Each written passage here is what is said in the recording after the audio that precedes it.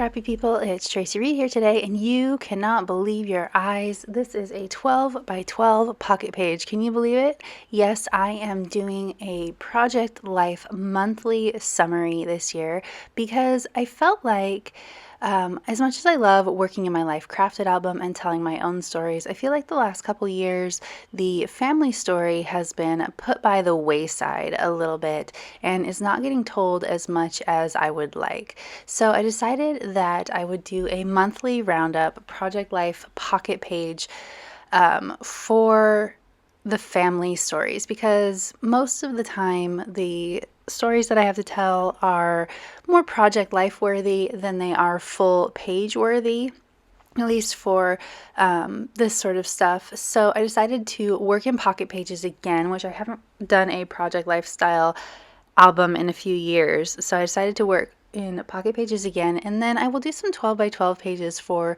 the larger stories for the family as well. I already have some photos that I think would do well with a 12 by 12 page, but we're starting with the Project Life layout. So this is for January, and I'm actually using majority my beginnings and endings collection from January, and a lot of Cocoa Daisy, and then some cards from my stash as well. And what I'm doing is I'm just kind of designing the base of each of these cards, and then I'm going to come back at the end when I have basically got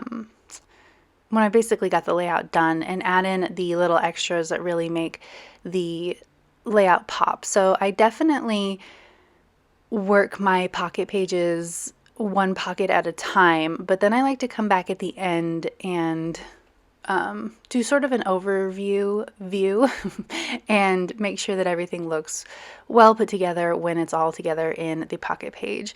So you can see I have a little bit different of an approach to Project Life than a lot of people. I don't print my photos at full 4x6 and 3x4, which makes these pages take a little bit longer than your average pocket page. I am not a simple scrapbooker. I never have been. So each and every one of these pages is layered to or pockets, I should say, is layered to the max, even on this small 3x4 canvas. So there's a lot going on, and I actually really enjoy designing my pocket pages that way because I get a lot of satisfaction out of the layering. So some of these cards, like this one, is I created in one of my DIY Your Scraps videos at the beginning of the year. So that makes it super easy for me to just go ahead and add my photo and a couple extra things to this page or this pocket and call it good. So here's another one that I designed in the beginning of the year on that video. So I'm actually making the title card for the month, and I decided that best is yet to come sentiment was perfect for starting a new year. And I actually layered it on top of a Cocoa Daisy card, actually probably a paper trim down. I like to keep all of my current kits from the year out on my desk, and a lot of them, even my own designs, end up working well with what I have left over from Cocoa Daisy bits and pieces. So I like to pull my collections together, or my pages together, in that way. I don't normally stick to an entire collection, although I did use a lot of beginnings and endings in this page because I like to just pull from everything. And the way that I do that is I like to match color more than anything else. I think that's the best place for me to start with my my pages, is to go with a color scheme.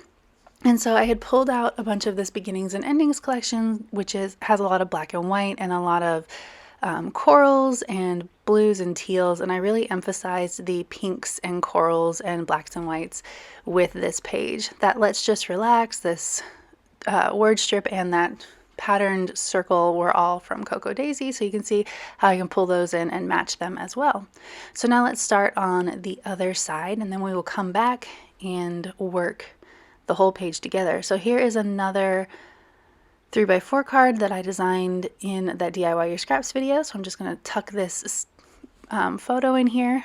It was interesting going back to January and having these photos of Loki as well. He obviously died in January, so it was nice to quote unquote see him again and get to talk about him again. I had 2 birthdays in January, and rather than really focusing on the birthday aspect, I kind of told 2 stories together about Finn and Josiah's birthdays, because Josiah's birthday was on the 6th, and we all know what happened on the 6th, and Finn's birthday was the day after Inauguration Day. So it kind of was 2 stories that were told together about how their birthdays coincided with those major events that month. So here's photos of my oldest and Patrick, and they were actually sitting out in the living room together. And I think I posted these to Facebook, and I said the difference between 17, almost 17, and 37. But I thought it was really cute, them with their guitars together. And I have this You Are So Rad that I've had forever. I think I designed this one for Gossamer Blue a million years ago, so I trimmed it down and backed it with that yellow paper. And then I actually struggled with this one a little bit. I'm going to come back and change it up some towards the end of the video. Oh, I put that there and it was stuck to that photo. So now I've got to cover this up, otherwise it's going to rip the photo. But we'll get there. I wanted this practice makes progress because my oldest has been practicing the guitar a lot lately. Here is another sort of inauguration story. We watched the inauguration events together. Well, Patrick slept, but Finn and I watched it together. So you can see that a lot of times I use a 3x4 card on top of a 4x6 card. I'll either trim it down or I will add it like fully, like this one. And it helps to print your photos a lot smaller. I like to print my 3x4, quote unquote 3x4 photos at 2.25 by 3. I think that's a great size for using them both on 4x6s and 3x4s. Now I'm going to build a journaling card out of these paper strips and this rainbow paper, because this card is going to be about Loki crossing the rainbow bridge. So I thought that the rainbows were appropriate. So you can see I didn't even have a base 4x6 to work with. I wanted those blue borders at the top and bottom, so I just built a card around that 3x4. Then adding in some Cocoa Daisy embellishments. Okay, so now I've got them all put together, and I'm going to add a little bit more to each and every page. Just quickly here, I'm adding flowers and journaling in places that still need journaling. I pulled out some embellishments that I still had from the Beginnings and Endings collection. So I'm adding some borders, and I'm adding the plus signs from the collection. I've got pattern like washi plus signs. Well, they're not actually washi, but they're meant to look like washi. So these are all from the sticker sheet from Beginnings and Endings. I like to add texture. Obviously, you can't add too much depth in your pocket pages because the pocket will get distorted and stretched out. So I like to add depth with things like staples. It adds that little different texture without adding too much